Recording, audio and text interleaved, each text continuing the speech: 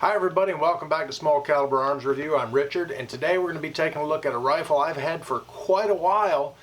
It's one of my favorite 22s. This is a semi-auto that does not need any tools to disassemble, field strip and clean and everything.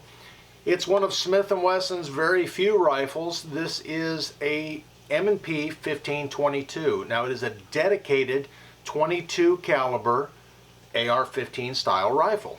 It takes down just exactly like the regular AR-15. You got two pins in there. You've got a takedown pin, and you can open it right up. And you've got the pivot pin, which you can pull out and disassemble the upper and the lower. It takes a lot of the accessories that a regular AR-15 takes. The buttstock is the same. You can take that off and put a different style on there if you want. The trigger assembly in there is the same as a regular AR-15. The upper is a different story. Let's show you how that comes apart and how you can clean it and everything. And like I said, it's one of my favorite ones because it doesn't require any tools. Okay, just like on a regular AR-15, you've got your takedown pin. Just push that through. You can reach over the other side and grab just underneath it and pull it out there. And then give it a little tap. It's kind of sticky a little bit, but this is your pivot pin at the front here. All you got to do is take the whole thing apart. Go ahead and close it. Push that pin through a little bit. Reach on the other side and pull it down. They're both captive, so you don't lose them out in the field or whatever. But then just give a little tap. It comes right apart. Now here's where things get a little bit different. You've got your charging handle, which is just like, at least the outside of it is just like a regular AR-15. Now when you undo the latch there, you can pull it open, your bolt is going to kind of stick in there a little bit. So keep your hand in a safe place there and pull it back. Maybe give it a little tap and it'll come out. Now the bolt is the big difference in this. This is a direct blowback. It's a 22, so it's not a direct impingement. It doesn't have a gas block in it. It doesn't have a gas tube that goes into the gas key and everything on the bolt. But once you've got your bolt out, your charging handle just sits right on top of that pin right there, and it pulls that back to charge it. And there's your bolt right there. It's an easy unit to take apart.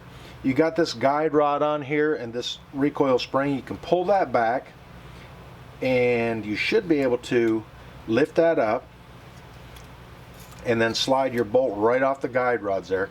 Now you'll notice that they're kind of set at an angle a little bit there. They're not directly horizontal across there, but they ride in the bolt. There's only one way it can go on. Slide that back in there. You'll have to pull that spring back again. Watch it, because you can pull that pin all the way out. You got to compress that spring a little bit, get that groove lined up again. Put your spring on there. Pull the spring back and slide that groove right back into that, and it's all together. Slide it back in there, put your charging handle on top, kind of hold it together. Slide it right back in the rifle. Push it forward till it catches on there, and everything will hold in there. You don't have to worry about it falling out of the back as long as the latch is caught on there. And then you've got access to get down in there and clean any goop out inside there, which it's a 22, and since it's a direct blowback and not gas impingement, you don't get a lot of the exhaust gases back in here and get down around your trigger group and everything. So put it back together. Snap it back in there. Everything should line up. Push your pins back in. There we go. Get your pins pushed back in, and it's all back together. Easy gun to clean up, easy gun to maintain, easy gun to shoot. Now this one, I put a little center point tactical red dot on there. This is probably about the cheapest red dot you can get. It's like 20 bucks for this one. It does have a full rail on top. It's actually got a quad rail on the forearm, and you can put all kind of accessories on this thing. But I just put a cheap red dot on there. Now it is red and green. I don't know if you'll be able to see that. There's a red dot on there. You can turn it the other way, and it goes to a green dot. Don't forget to turn it off because your battery will go dead pretty quick. Like I said, it's a really cheap one. It does have a little cover that goes on it. Slides right over top of it there to protect the glass. But I mean, for 20 bucks for this thing, it's pretty cheap. As it comes with this one came with a 10 round magazine. It's a really easy magazine to load because you got the little buttons right there. You can pull down on it and your follower goes down, so you don't have a lot of pressure pushing up against it when you go to load it. And just pull that down, put your rim of your 22 in there, push it back, and just keep on going until you got it full. I said this is a 10 round magazine. They do have 25 round magazines that come with them, and they're real similar to the AR-15 magazines in the shape and everything. They're a little bit longer, especially at the top here. It's a little different feeding mechanism, so this is more aligned with the bore of the barrel. Where the AR-15, as it goes in, it goes up the feed ramp and goes into the chamber. I've got 3 of these magazines here, and I've got the 110 round magazine. We'll get it out there and give it a few shots. But another thing like I wanted to show you on here is that the accessories are shared between the AR-15 and the 1522. If you want to change your stock, you just pull that lever all the way down, pull it off. And I've got one of the, this is an MFT Mission First Tactical, a minimalist stock. And same thing, it'll fit right on there. And you just push that down. You got to pull it a little bit farther than what the lever takes it. And it slides right on, locks into place, and it is still adjustable to the different positions. Locks right in there. Alright guys, we're out here on the range. I am in the shooting saloon right now. It's kind of a work in progress, but I have to take a little time out to do a gun video. This is the 1522 Smith & Wesson, one of the very few rifles. And it is really similar to the regular AR-15s. In fact, if you want to get a younger shooter or someone of smaller stature into the AR-15 scene, this is probably a good choice because all the controls are identical to a regular AR-15. It's just in the smaller 22 long rifle caliber. Magazines are a little different than an AR-15, but they fit in there the same way. The controls are the same. You got your mag release right there. Push it with your finger, pull it out. You've got your bolt catch right there. So if it is opened, let's go ahead and open it up. You can push your bolt catch right there. It'll hold open on an empty magazine, so your bolt's open there. You want to release the bolt, just push that and it goes. Get your thumb out of the way of the charging handle because it'll catch it if you don't. But anyways, we'll go ahead and load a magazine in there. Now this magazine, it's a 25 round magazine, and I've got a whole mishmash of different ammo in there. I've got some, I think I've got some CCIs, some Federals, some Winchesters. Now I've never had any problems with this gun failing to fire. I've had problems with a couple, rounds that it's 22 long rifle, it's rim fire. Sometimes, you get a bad one.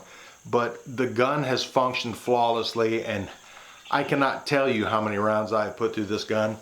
I've had it for, I don't know, 8 or 10 years. It's one of the very early ones. You can really tell by the style of the forend on it. They've changed them a little bit with their next generation ones, and they made them a little more stylish, a little better looking, but functionally they're the exact same rifle.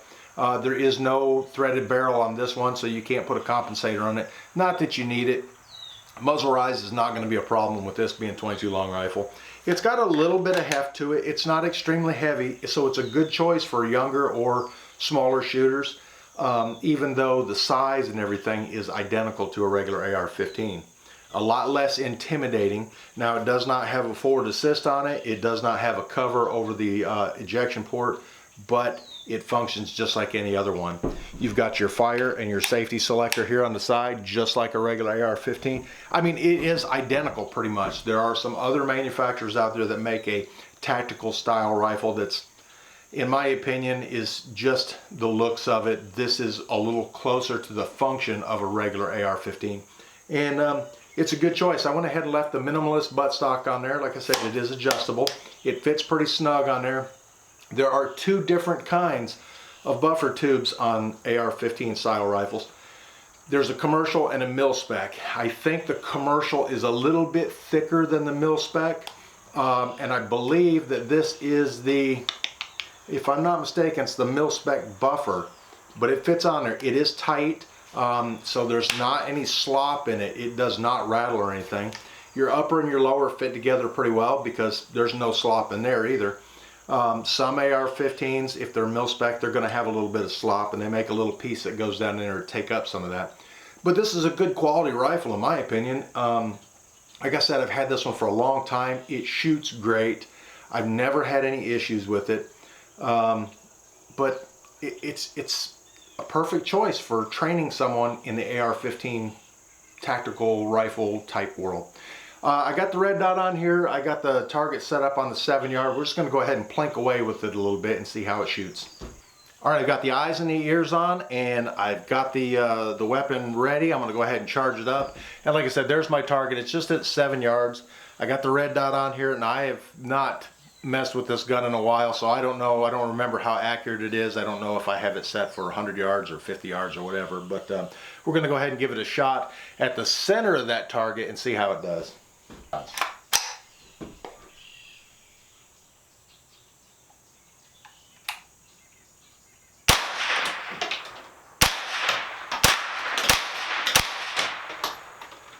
All right, there's 5 shots. Let's go out there and look at it real quick just to see where I'm hitting at. Like I said, I think I've got this sighted in at a farther distance, but 5 shots right there at the center target, kind of quick. All right, there's my little 5-shot group. 1, 2, 3, let's see, 1, 2, 3, 4, 5. It was 5 shots. Anyways, it's not bad. It's a red dot is kind of a quick acquisition sight. It's not something, I mean, you can use it for longer range. It's not a problem. But I mean, it's meant for close-up, quick acquisition, and fire some rounds pretty quickly. All right, this is a 25-round magazine. I fired 5. I should have 20 rounds left in there. Maybe I don't. I don't know.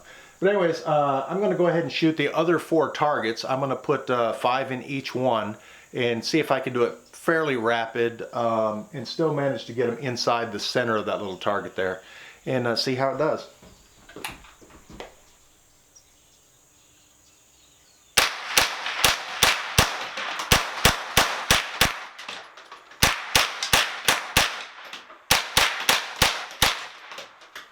All right, his last round hold open on there, so the bolt did hold open, so to eject your magazine just like a regular AR-15, hit that button, it comes right out.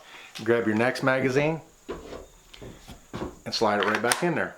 And then all you got to do is hit the bolt release over here, and the next round is loaded into the chamber. We're gonna go ahead and put it on safe, go up there, take a look at what I did on those targets real quick. Okay, there's the 20 rounds I did, 5 in each one. I got 5 right there, 5 right there, 5 there, and 5 down there. Now, you can see I was aiming for the center there, but I'm hitting low, so that makes me think that I do have this gun actually sighted in for a longer distance. When you're up close like this, the separation between your line of sight and your actual barrel is going to be different than it is. I mean, you got to make those 2 points intersect. Your line of sight and the bullet. That's where you sight one in at. We're going to go ahead and take it over to the 100-yard target and give it a few shots at the steel target up there and see how it does. All right, I've got the Caldwell Matrix out here. And one of the things that's nice about this is, I mean, it's your average rifle will fit on pretty much any shooting rest there is, but this one is adjustable for the length of your rifle. It slides in and out. And if you've got something with a longer magazine on it like this, usually they won't fit in there. But this one has got this little compartment here. You pull this cover off, you've got a little storage area underneath there if you want to, you know, put some spare parts or tools or whatever in there. But it also holds the ARs in there without any problems. Your magazine goes right down in that little pocket there, and it's ready to go for any of your AR style rifles or any of your extended magazine style rifles. I'm sure a Ruger 1022 with the BX25 magazine would also fit down in there. But I've still got the red dot on here. I'm going to go ahead and take some shots at the 100-yard target up there, the big steel plate I've got up there, and see how that does. All right, get the eyes and ears on, give it a few plinks.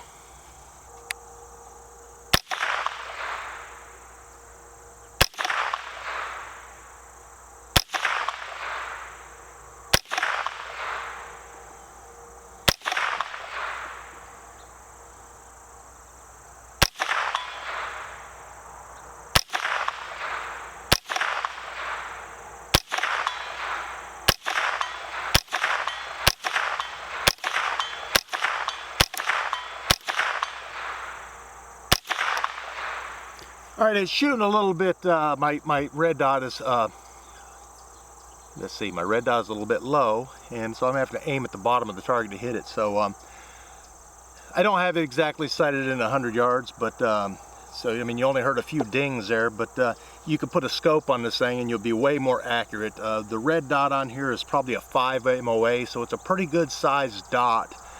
At 100 yards, it's going to be about 5 inches is what it's going to appear to be at that distance. So if you want to do any precision shooting with this, you'll want to put a scope on it, or at least a red dot with a much smaller dot in it. You can get like a 3 MOA, which is a pretty small dot. It's still 3 inches at 100 yards, but it doesn't do too bad.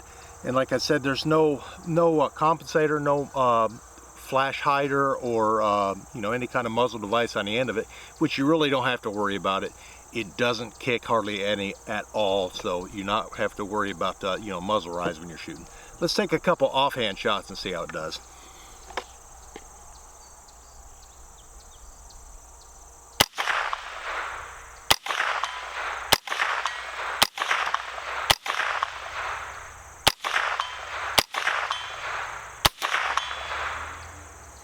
All right, that was it.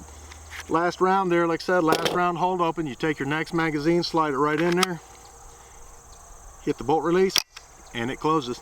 Now I put an empty magazine in there. I do have a couple more with me. I've got another 25 rounder, and I've got the 10 rounder here, which I only have 8 rounds in it, but I'll go ahead and finish this one off at the 100 yard offhand, see how it does.